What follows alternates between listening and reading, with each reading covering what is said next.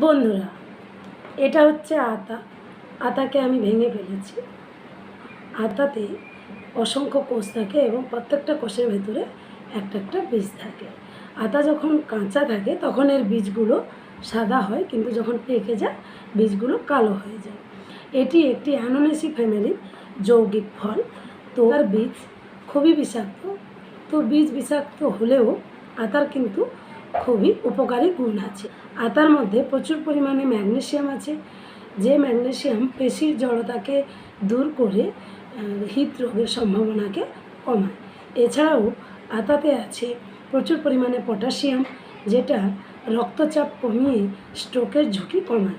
এছাড়াও আতাতে প্রচুর পরিমাণে ক্যালসিয়াম আছে, যে ক্যালসিয়াম আমাদের দাঁত ও হাড়ের ক্ষয় প্রতিরোধ করে। অর্থাৎ বন্ধুরা, কখনো সময় পেলে আতা খেতে ভুলো না কিন্তু।